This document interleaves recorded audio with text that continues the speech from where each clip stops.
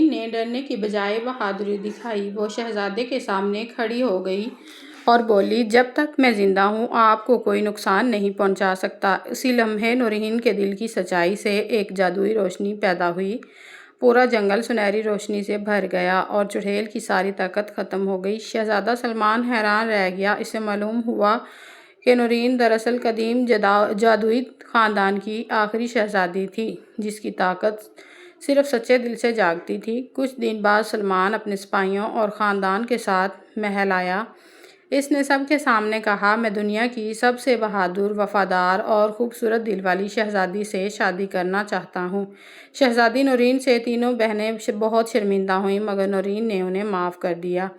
شادی کی رات پورا کنگڈم روشنیوں سے جگمگا اٹھا۔ آسمان پر آتش بازی ہوئی اور جادوئی جگنو پورے محل کے گرد رقص کرتے رہے۔